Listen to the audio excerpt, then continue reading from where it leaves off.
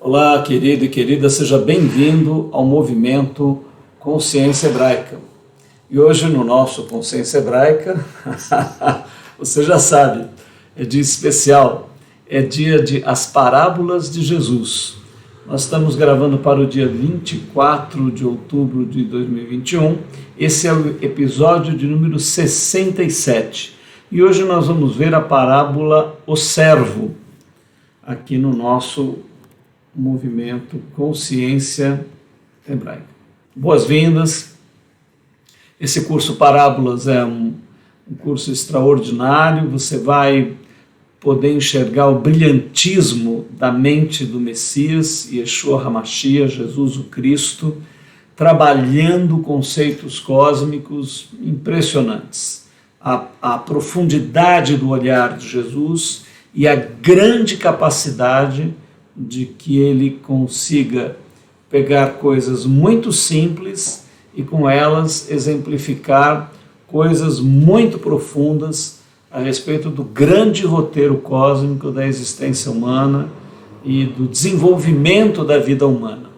Então venha conosco, hoje essa parábola vai tratar de assuntos muito interessantes. Na abertura nós já vamos fazer um descritivo dos principais temas envolvidos.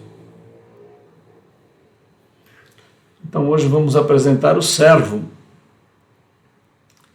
O movimento Consciência Hebraica, você já sabe, ele é um movimento que procura buscar o olhar original de Jesus sobre a espiritualidade humana, sem a influência greco-romana, o quanto for possível, né? Buscarmos o olhar hebraico, Messias hebreu, lendo as escrituras hebraicas. E nós já falamos bastante a respeito disso. Parábolas e metáforas de Jesus são sem comparação na literatura e pensamento universal. Desejamos a você uma boa viagem, oferecemos o nosso jato para você navegar com a gente. Jato você vai navegar aí no oceano cósmico, não vai voar. Muito bem. A parábola do servo, nós vamos ver vários conceitos. Sempre no primeiro episódio, não sei se essa parábola vai exigir 2, mas a gente na abertura faz comentário item a item, né? O primeiro tópico listado aqui é a falibilidade humana e a fatalidade dos erros humanos, né? Bom, se você já tem acompanhado o canal aqui, se você nos acompanha na playlist do YouTube, o Consciência Hebraica, ou se você entrou no Telegram, procurando lá o Consciência Hebraica, lá numa biblioteca, quando você entra no Telegram, você acessa o passado. Então, tudo que nós publicamos, você acessa facilmente ali. Se você nos acompanha, você sabe a respeito do nosso olhar cósmico, né, sobre a estrutura de erro, sobre a origem do mal, sobre a origem das trevas, sobre a questão do arbítrio, sobre a consciência humana. E aí nós entramos na dimensão da falibilidade, né? Ou seja, quando nós erramos, quando nós falhamos. É estrutural em nós isso, né? Aliás, em tudo que nós colocamos a mão, né? Em nós e nas nossas instituições, naquilo que fazemos. Então, seja a família, seja o Estado, seja a igreja, seja qualquer aglomeração de duas pessoas. Qualquer aglomeração de 2 seres humanos já dá muita confusão. E mesmo um ser humano sozinho também já dá. Então, isso nos cerca, né? A tentativa religiosa de eliminar isso em grupo ou individualmente é sempre caótica, porque qualquer igreja, qualquer movimento, qualquer grupo, qualquer pessoa que queira viver não olhando para os seus erros, porque eles acontecerão, né? Ou considerando viver uma vida onde ele não vai errar, né? Ou tentando ignorar os erros que cometem, fazendo um tipo de aliança, eu não vejo o teu erro, você não vê o meu, tudo isso está fadado ao fracasso, né? É impossível que o ser humano consiga realizar essa tarefa. E os grupos, igrejas, movimentos que fazem isso acabam todos naufragando, porque nós estamos envoltos dentro da própria estrutura do nosso ser, na estrutura do universo, na natureza inteira, a origem do erro, a estrutura das trevas, esse gradiente de luz e trevas, impossibilita isso, né? Quem conhece o nosso gráfico aqui da criação já sabe perfeitamente disso, né? Eu acho que o melhor gráfico para a gente usar aqui é o circular. Olha lá, vou passar para você. Você vai ter uma visão claríssima do que falamos, né? Olha aqui o ser humano na Terra, vamos ampliar. Então aqui você tem o ser humano. Você fala, mas tem um lado vermelho e um lado azul. Que é a natureza anticrística e aqui é crística, que é a consciência do homem. Mas de onde é que vem isso? Vem daqui, ó. Esse é o universo de 15 bilhões que nós temos na ciência. E onde que ele está dentro? Ele está dentro do abismo, tá vendo? O abismo, por isso que as escrituras afirmam, o mundo jaz, né? O mundo morre, o mundo está na própria morte, está no maligno. Então nós vemos o abismo aqui, ó, de todos os lados, cercando a estrutura do universo. Graças ao Criador, a sua engenhosa criação, o abismo é cercado pelo céu. Está vendo aqui essa dimensão? Mas ele é necessário. Evidentemente, o outro nome de abismo é tempo, ou finito, ou morte. Está vendo aqui, ó, os nossos outros nomes para o abismo, tempo, ou finito, morte, né? Então, tudo que vai surgir aqui dentro vai surgir cercado de coisas falíveis, né?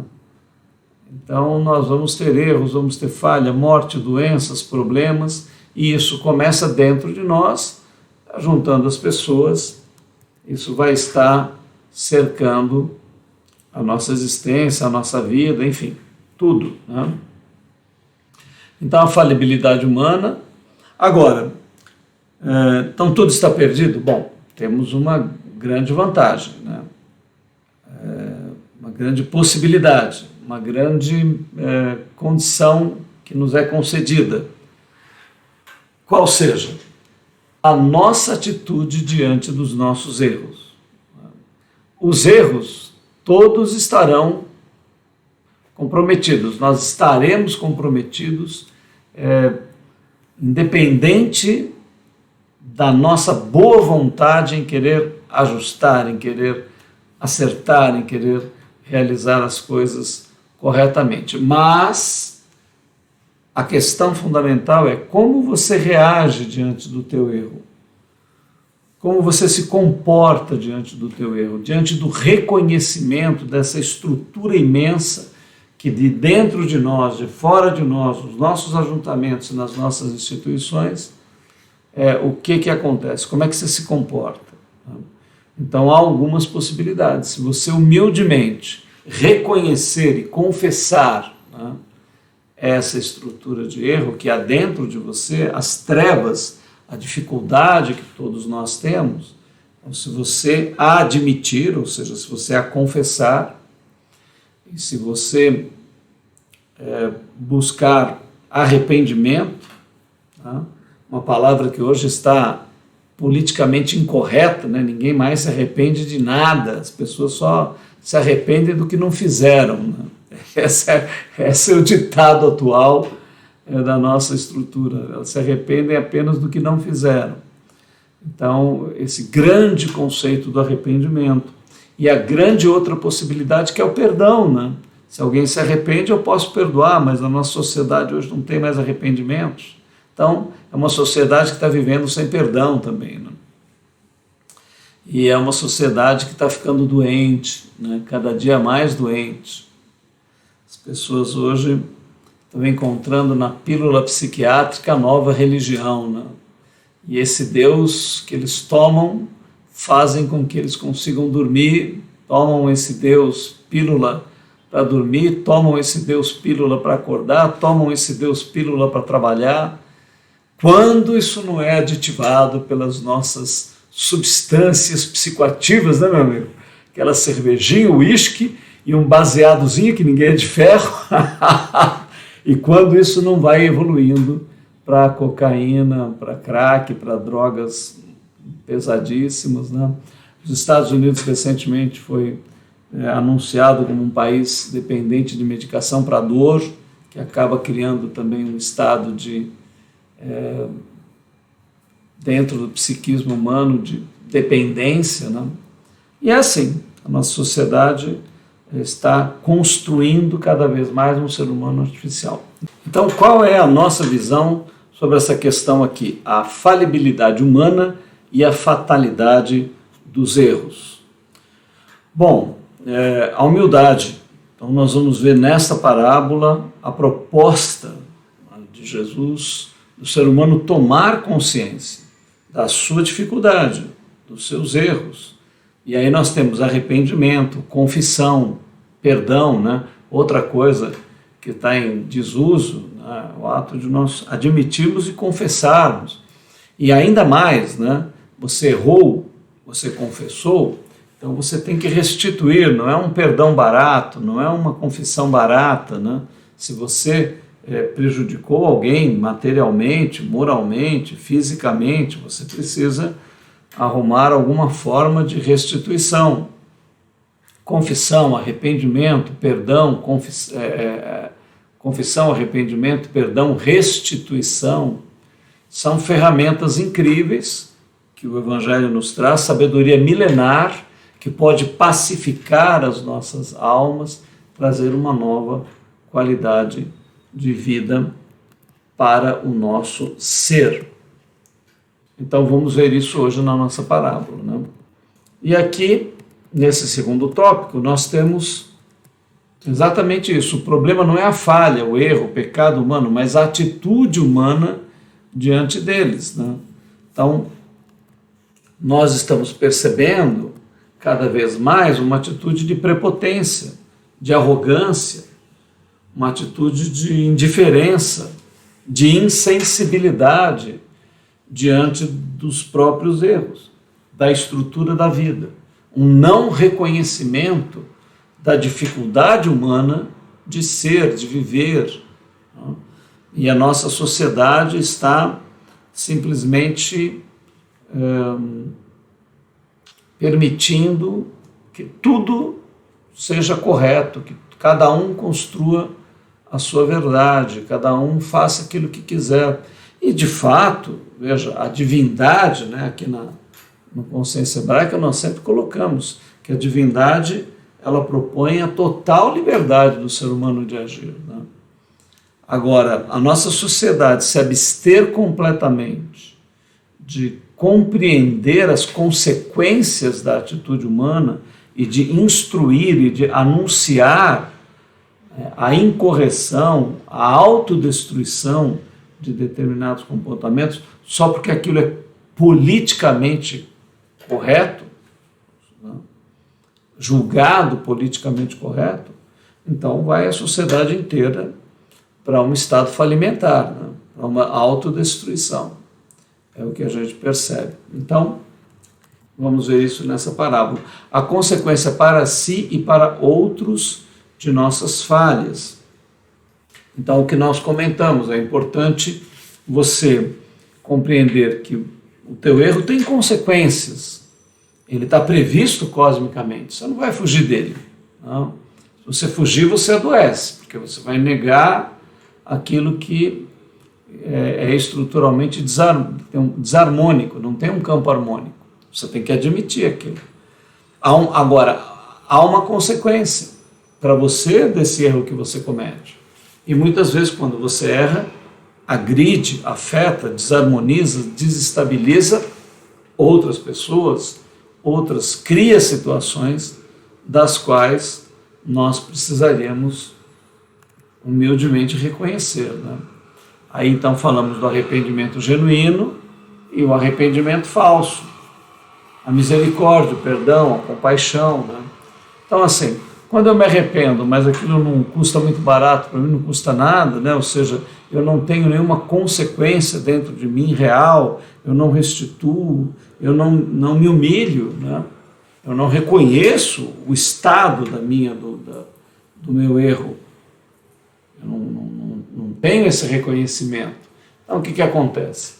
Aquilo fica artificial. Foi assim que nós começamos, né? Sociedade permitindo esse não reconhecimento. Agora nós estamos numa fase mais avançada. A sociedade pega aquilo que é contra a vida, princípios fundamentais da organização humana, social, do comportamento masculino, feminino, do comportamento em sociedade, das relações com aquilo que é correto, que é honesto, que é ético, e relativiza tudo. Então nós estamos institucionalizando a corrupção, institucionalizando a destruição, o interesse por dinheiro apenas, por coisas materiais, né? Destruindo completamente valores, destruindo a natureza, passando por cima de tudo isso, né? E perdendo essas dimensões que é a misericórdia, o perdão e a compaixão. Quando não há uma atitude humana que possa acolher isso, começa a haver falta disso, porque não há manifestação de misericórdia onde não há reconhecimento da miséria, né? Não há possibilidade de perdão onde eu não reconheço o erro, não há possibilidade de compaixão onde só a paixão opera, só a paixão domina, né? O com é eliminado aí, que simboliza Deus, a divindade, né? Valores, a ética. Então tudo isso está nos trazendo sérios problemas. Aqui tem assim, a pretensão humana em ter fé. Isso é um ponto muito interessante que nós vamos ver na fala de Jesus, né? Os apóstolos começam a sentir que a fé é um produto deles, que eles possuem algo para oferecer, né? E Jesus faz uma advertência profundíssima, dizendo, olha, a fé não pertence a vocês, ela é um atributo, ela é uma concessão, ela é uma dádiva, e é preciso que vocês reconheçam que ela é uma dádiva, né? Que ela é algo concedido a vocês, dado a vocês. Então nós vamos entrar, eu não sei se você já pensou sobre isso, né? O que a fé, de fato, representa para você? O que a fé, de fato, é para você, né? Porque a gente sempre, já no canal aqui, nós falamos, por exemplo, que uma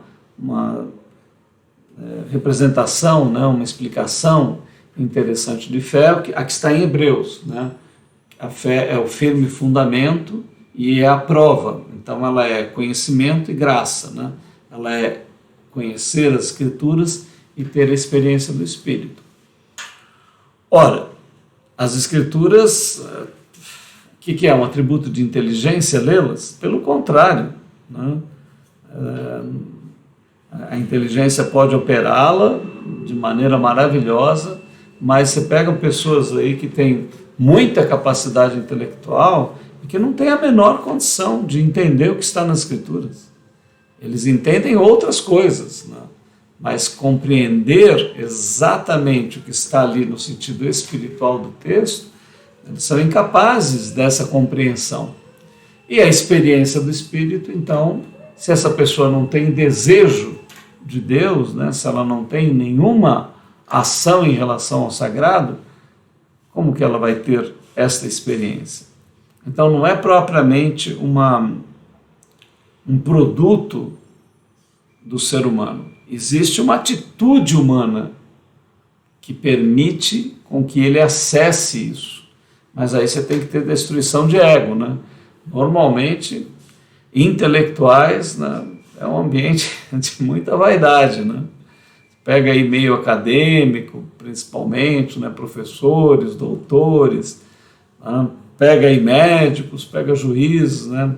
São profissões que tendem a ter um processo de ego muito forte, né? Então, fica muito difícil o ser humano entrar na atitude para ele poder velejar, caminhar, navegar, voar na dimensão da fé, né? Então, a pretensão humana de ter fé já é um orgulho impróprio, né? A condição humana em depender completamente do Criador e a consequência dessa dependência. A graça, a misericórdia, a compaixão, o perdão e o amor divino, né? Então vejam, toda a culminância desse texto que nós vamos ler, Jesus vai levar o ser humano a um autoconhecimento, a uma autoconsciência da sua condição. E aí, se a pessoa tem esta atitude, então é revelado a ela que nós, em nós mesmos, não temos valor algum, né? Nosso valor é como o zero, que não tem valor nenhum em si, mas quando ele é colocado ao lado do né? Então é misterioso, porque ele qualifica ele aumenta o valor do mas ele não vale nada, né? Então esse pode representar a unidade da divindade, né? E nós não temos valor nenhum em nós, mas se nós estivermos com a divindade ao nosso lado, aí o nosso valor aparece, o nosso valor é exaltado. Essa é uma forma de ver, né? Então, quando o ser humano reconhece a sua condição de filho, de dependência do Criador, né? E ele então sai do seu pedestal do ego, se humilha, né? Que essa é a maior dificuldade humana. Não vem mexer no meu ego não, né? O egão é o grande problema. Mas quando nós compreendemos o sentido da vida, a estrutura do universo, a nossa falibilidade, quando nós confessamos o nosso interior doente, problemático, difícil, disfuncional, né? Então é possível, aí o Criador vai crescendo em nós, a sua luz vai dominando o nosso interior, nós vamos florescendo através da luz do Criador. Aí conhecemos a misericórdia, quando confessamos a nossa miséria, né? Aí nós podemos ter compaixão quando as nossas paixões são compreendidas e situadas em muitas inapropriações dela, né? Aí podemos perdoar e também ser perdoados e, de fato, experimentarmos o amor divino. Bom, tudo isso está nas próximas linhas, por isso vamos adiante aqui no nosso trabalho, vendo a nossa parábola de hoje. O tema do reino que essa parábola toca é a graça maravilhosa, Amazing Grace, né? A nossa canção maravilhosa. Se você não viu essa música, procure aí no YouTube, você vai ver que música linda, que letra maravilhosa. Então essa passagem vai tratar sobre essa graça maravilhosa, sobre o esforço humano, a participação humana e sobre a graça de Deus em Cristo, né? Então, qual é a validade do esforço humano? Quanto o homem participa, né? E o que é essa graça que nós vemos? A passagem está em Lucas 17, de 1 a 10, é a parábola do servo. E a gente sempre diz, né? Não há uma única explicação, nem uma melhor. Humildemente, aí a gente coloca a nossa perspectiva, né? A perspectiva de uma visão dessa passagem, e você vai tirar proveito, assim como de outras pessoas que vão avaliar, enfim, você vai somando sempre conhecimento. Na parábola, o símbolo, claro, né, nunca corresponde perfeitamente ao simbolizado, é uma representação, e nós sempre seguimos aí uma tendência, né, que é analisar a parábola pelo tema, depois o contexto, a leitura, os termos, a história, comentários. Fazemos também o símbolo simbolizado quando se aplica. Essa parábola será mais comentários mesmo. Ela está lá em Lucas, antes dessa parábola tem a parábola do rico e do Lázaro, que nós já estudamos aqui. Escândalos e perdão é um dos temas que está ao redor. E depois a cura dos 10 leprosos e o reino de Deus dentro do ser humano. Então é nesse clima que Jesus cria esta parábola. A parábola do servo. Lucas 17, 1 diz assim: e disse aos discípulos: é impossível que não venham escândalos, mas ai daquele por quem vierem. Melhor lhe fora que lhe pusessem ao pescoço uma mó de atafona. Depois eu vou mostrar para vocês uma foto desse moedor da antiguidade. E fosse lançado ao mar, do que fazer tropeçar um destes pequenos. Olhai por vós mesmos, se teu irmão pecar contra ti, repreende-o, e se ele se arrepender, perdoa-lhe. E se pecar contra ti 7 vezes no dia, e 7 vezes no dia vier ter contigo, dizendo: arrependo-me, perdoa-lhe. Disseram então os apóstolos ao Senhor: acrescenta-nos a fé.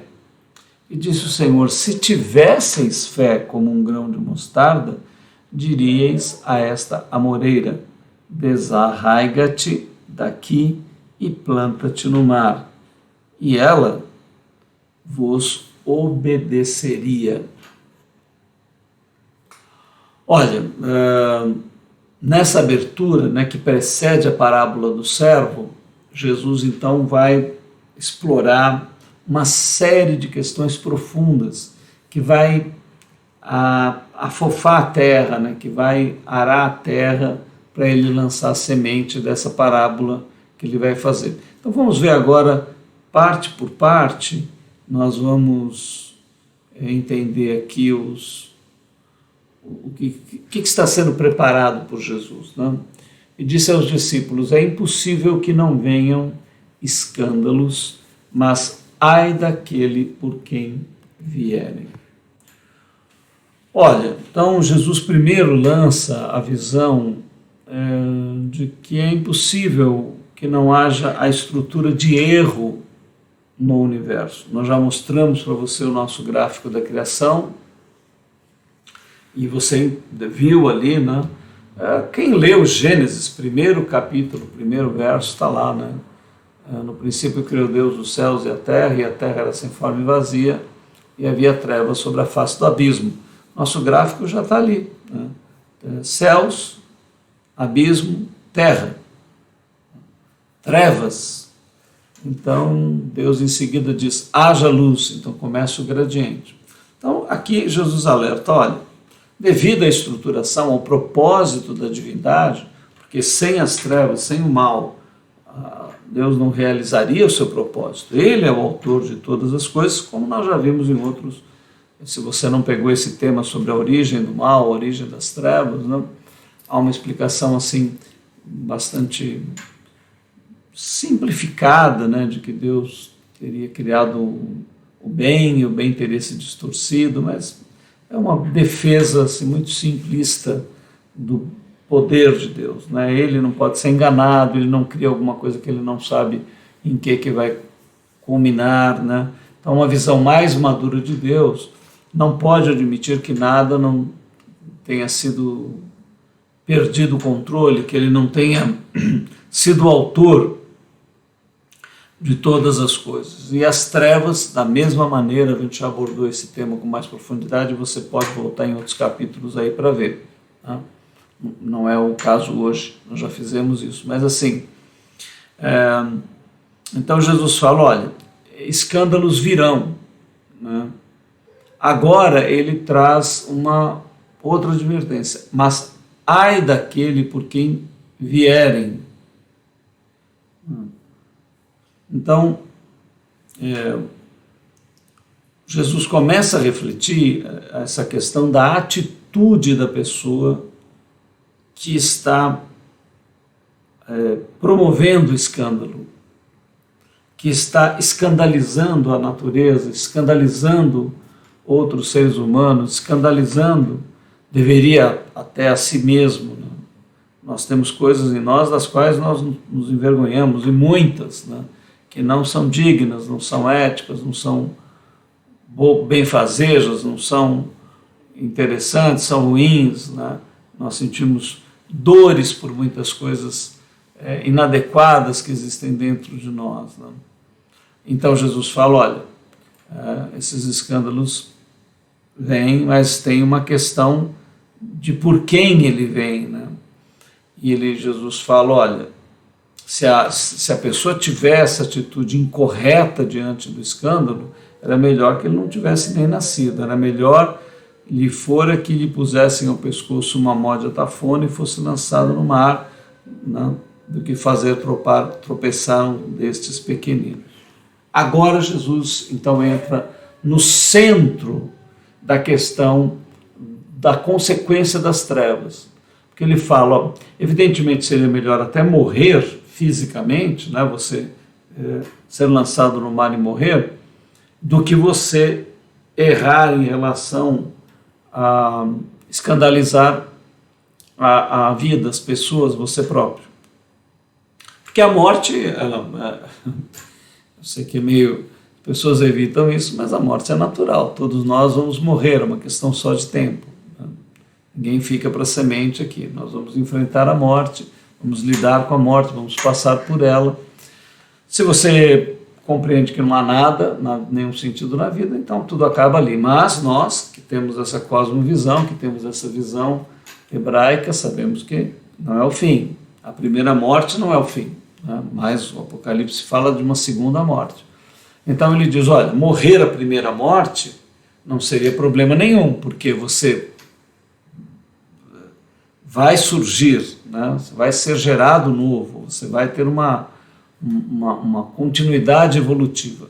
A questão é, se o teu escândalo, além de produzir em você um desvio, também arrasta ao teu redor pessoas que poderiam alcançar uma outra visão da vida e realizá-la, e por causa de você elas são arrastadas para a dissolução, para a segunda morte, para a morte espiritual. Então, a morte espiritual aqui entra nesse tropeçar num destes pequenos, né? É fazer com que aquilo que você está vivendo da estrutura do erro, por ser afirmativa, né? Por não envolver arrependimento, por não envolver uma atitude correta diante do erro, ela vai contaminando o ambiente ao teu redor. É o que nós estamos assistindo na sociedade hoje, né? Os erros individuais começando a ser defendidos numa estrutura social, independente até de serem admitidos, né? Porque o ser humano, como nós já dissemos, tem liberdade para viver o que ele quiser viver. Tá? Mas a sociedade, o conjunto humano, deveria dizer, olha, a pessoa está vivendo, ela pode viver, mas isso não é próprio, não é adequado à vida, ao sentido da vida. Mas hoje não. Né? Quer a sociedade nos dizer que tudo é válido, de que tudo não há nenhuma restrição aos desejos, ao comportamento, ao ser humano fazer aquilo que ele quiser. É isso que a nossa sociedade está afirmando, né? E com isso, ela inteira vai adoecer, porque há um pacto coletivo com aquilo que é a mentira, com aquilo que é a inverdade, com aquilo que é o dessentido, com aquilo que não realiza o ser humano, com aquilo que o leva à segunda morte, com aquilo que não propõe, não realiza o sentido da vida.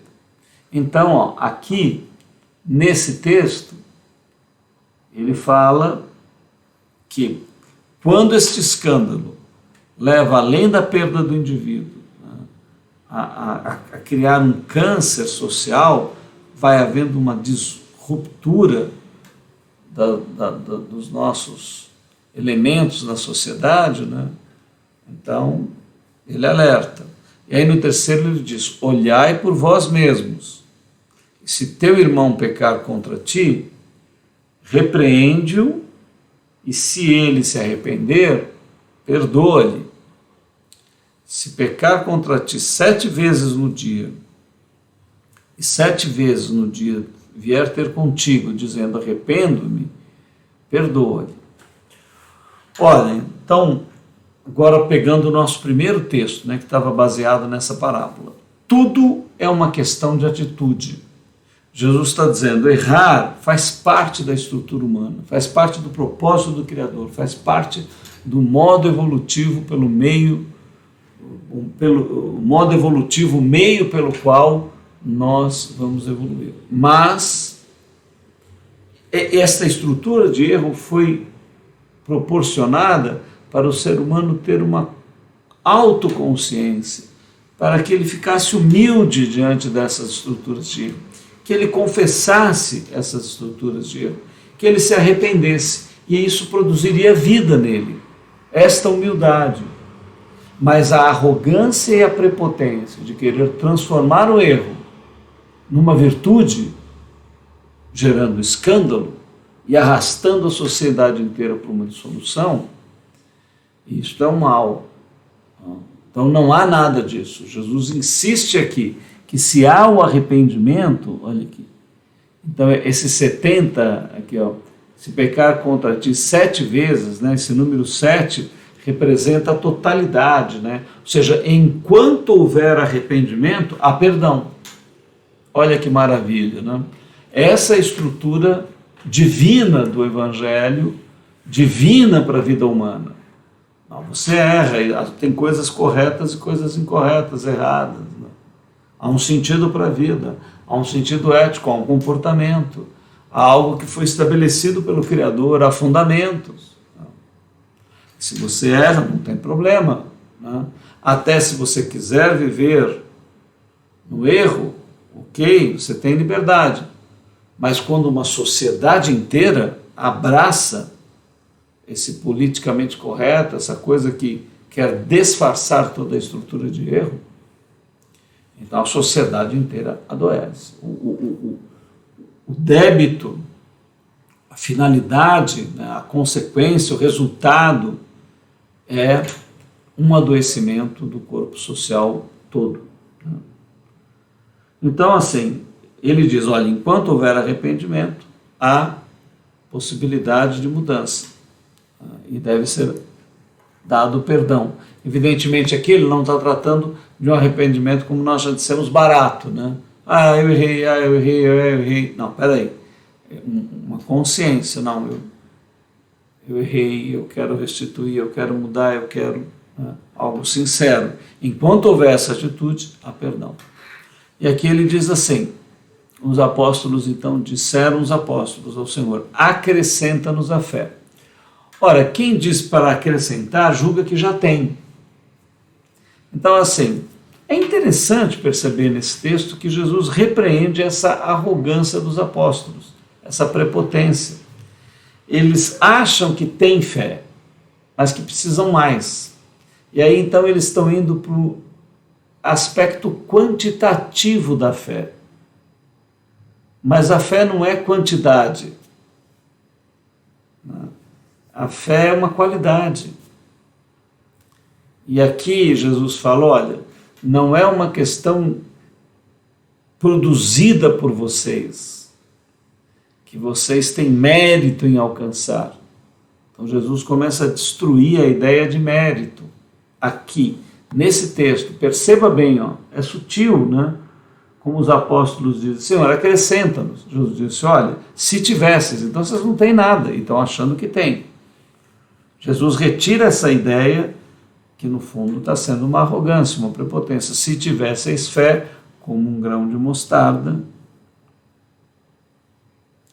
diríeis a esta moreira, desarraiga-te daqui e planta-te no mar, e ela vos obedeceria. O grão de mostarda era um exemplo daquilo que era o mais pequenininho, né? Então Jesus está dizendo, olha, vocês acham que a fé é um produto de vocês, mas ela é uma atitude. E sem essa atitude de humildade diante do Criador, não haverá fé. Então, nós começamos cada vez mais, né, a compreender que no sistema inteiro de Deus, a questão consciencial, a consciência é o mais profundo atributo humano e o que mais gera consequências. E a atitude, a consciência gera uma atitude do ser humano. E essa atitude precisa ser de humildade. Né? Necessariamente, essa humildade, ela precisa ser conscientizada, naturalizada no ser humano. porque ela não é natural. O ser humano naturalmente não produz isso. Então Jesus trabalha isso e agora sim ele vai entrar aqui na parábola. Lucas 17,7 diz: e qual de vós terá um servo lavrando ou apacentando, a quem vindo ele no campo, logo dirá: chega e assenta-te à mesa. Desculpa, mas é em forma de pergunta. Ele diz assim: qual de vós terá um servo lavrando ou apacentando, a quem vindo ele do campo logo dirá: chega-te e assenta-te à mesa? E não lhe diga antes: prepara-me a ceia, cinge-te e serve-me, até que tenha comido e bebido, e depois comerás e beberás tu. Porventura dá graças ao tal servo, porque fez o que lhe foi mandado? Creio que não. Assim também vós, quando fizerdes tudo o que vos for mandado, dizei: somos servos inúteis, porque fizemos somente o que era necessário fazer, não o que devíamos fazer. Muito bem. Olha, nesse texto nós vamos agora extrair a essência de tudo que tratamos até agora. Vamos concluir com essa maravilhosa parábola que é explicada por Jesus. Qual de vós será um servo lavrando? Então, a primeira coisa, ele usa uma figura social que não existe mais, né? A figura do escravo. A gente hoje quase não entende o que é ter um escravo.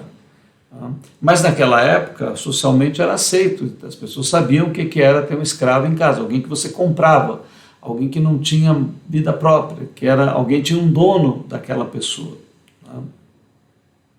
E Jesus então vai usar dessa parábola, vai criar uma parábola para demonstrar a condição humana. E ele então usa a figura do servo.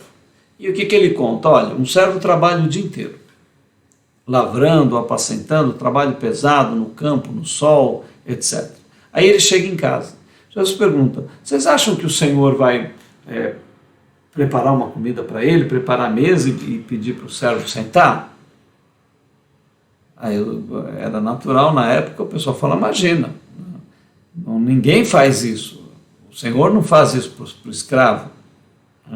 Jesus disse: é de fato, né? Então ele explica esse conceito que era muito claro para eles. Essa lógica era muito evidente naquele momento, né?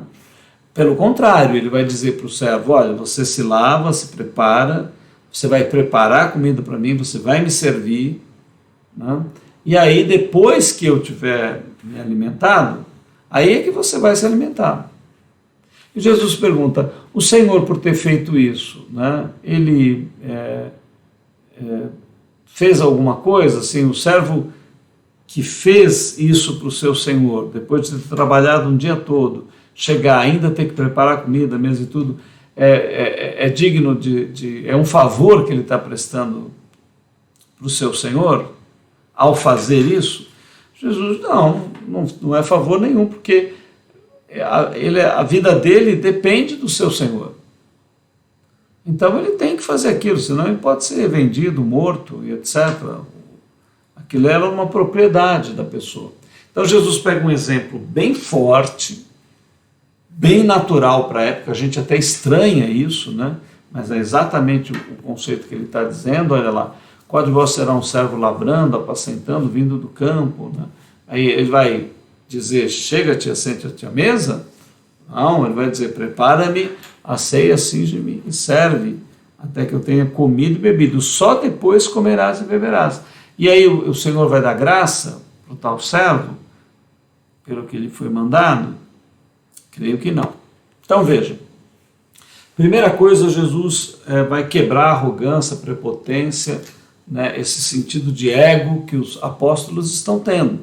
Quando fizeram aquela declaração: acrescenta-nos fé, então nós já temos a nossa fé, mas queremos mais. Então Jesus agora vai dar a consciência da integral dependência humana do Criador. E é aí que a nossa sociedade berra, é aí que os nossos intelectuais berram, é aí que os nossos egocêntricos, que a nossa cristicidade esperneia, porque nós não queremos depender de ninguém, nós não queremos é ser humildes, nós não queremos humilhar-nos, né? Nós queremos a arrogância, a prepotência é o nosso estado natural, nosso egocentrismo é o estado natural. Tem aí o verniz social, coisa e tal, mas lá no fundo... E aí Jesus vai arrebentar com tudo isso. Perceba aqui, ó, porventura dá graça ao teu servo? Não, creio que não. Assim também vocês, quando fizerdes tudo o que for mandado, olha, tem gente, né, infelizmente, aí, muita gente no Evangelho, né, dizendo que as pessoas têm mérito, porque converteram muita gente, ou porque tem igrejas grandes, ou porque foram usadas por Deus, então eles vão ter pedras preciosas aumentadas na sua coroa, vão ter um lugar mais próximo de Jesus, vão ficar mais perto de Deus. Uma transposição da nossa estrutura doente social aqui, meritocrática, passam tudo isso para o reino dos céus. E Jesus arrebenta com tudo isso aqui. Não tem nada desse negócio de mérito, não tem nada de vocês fazerem coisas e achar que porque estão fazendo está tendo algum mérito. A gente fica impressionado com Paulo de Tarso, né, nosso mestre Shaul, mestre Paulo, porque ele demonstra bem essa consciência. Ele diz, olha, eu sou Paulo, né, a palavra Paulo quer dizer menor, pequeno, né?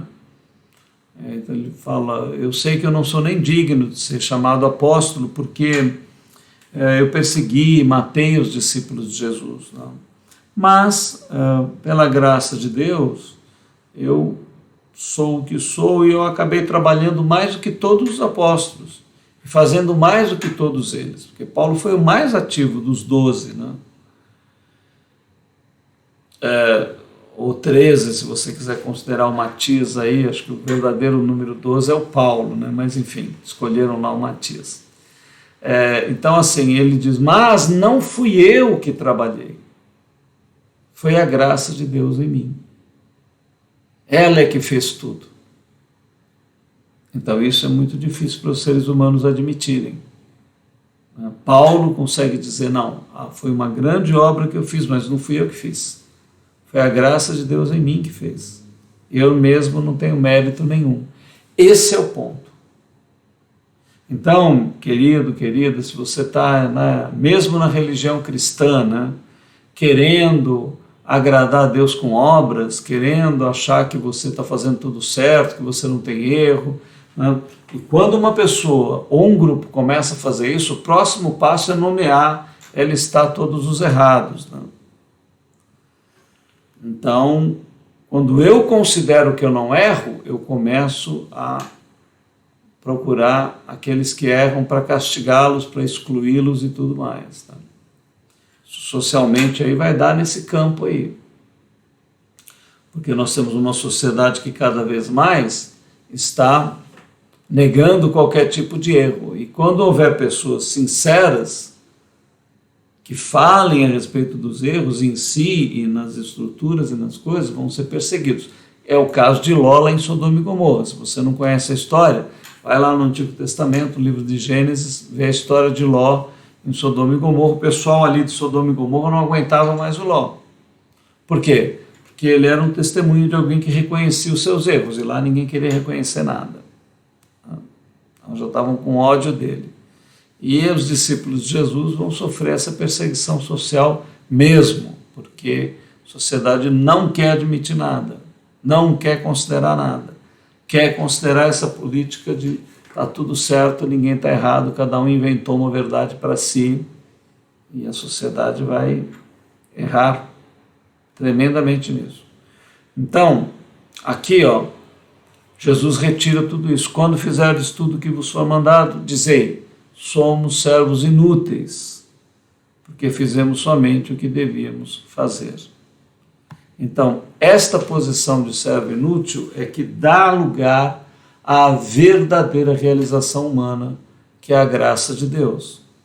Quando teu ego se esvazia, você pode ser cheio da graça de Deus.